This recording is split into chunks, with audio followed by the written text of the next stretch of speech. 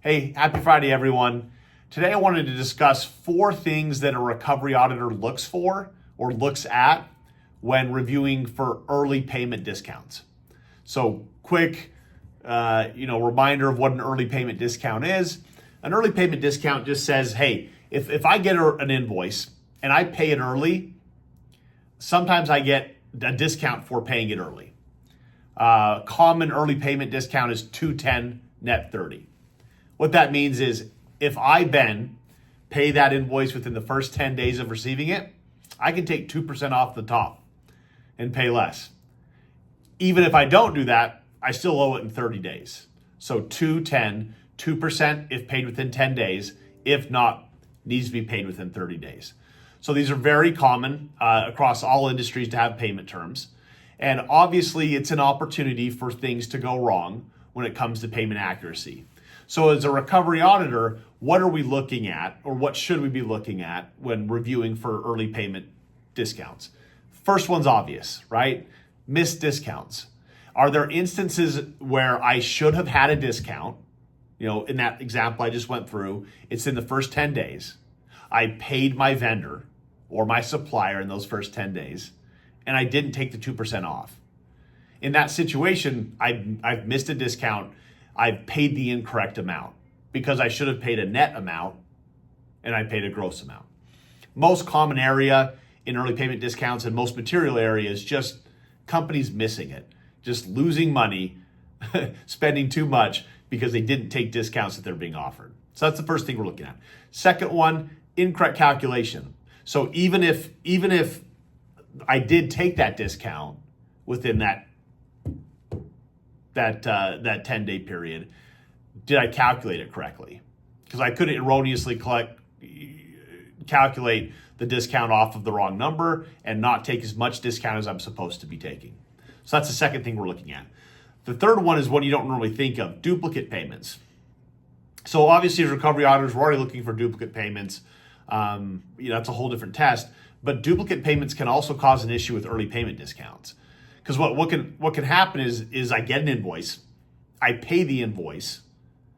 Sometimes I pay it, either net or gross of that discount, and then at some point that payment, I get a statement, I duplicate pay that invoice for whatever reason.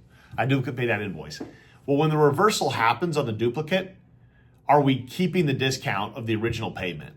Because if it's a $100 invoice, for example, and I pay it twice, I pay one within the discount period and one after the discount period. Well, I put the money into that vendor's hand. I should probably be paying $98 with a 2% discount on $100. But in the shuffle of the duplicate payment getting corrected, what happens is they reverse one of them, either the earlier or the latter one, and I've ended up paying $100 for something that should have cost $98. So when duplicate payments occur, if one of the payments happened within that payment term period, you should get the discount. The money went into their bank account. Some of this is surrounding, time value of money. In fact, in that situation, not only did some of it go into their bank account within the first 10 days, you put $200 in their bank account until things got corrected. You definitely qualify for that 2% discount. So in the process of reversing that duplicate payment, make sure that if you qualify for the discount, you keep the discount. We see errors in that realm where a bunch of reversals happen on duplicate payments when ERP systems changed or for any other reason, and our client loses that 2% discount that they more than qualified for by putting money into the bank account of their vendors or suppliers. The fourth thing we really want to look at is vendor agreements. So when the initial audit process for an early payment discount is to look at the actual face of the invoice, right? What does the invoice say? 210 net 30, 215 net 45, 330 net 90. Looking at what those terms are, that's great, that's wonderful. But what does the vendor agreement actually say? Because it's not uncommon for a client of ours to go and negotiate better payment terms than a vendor or a supplier typically gives. And what happens in that circumstance is then the vendor kind of gets into muscle memory, issues invoices the same way they do to their other clients, And even though you've negotiated a better terms for discounts, it's not going to show up on the face of the invoice.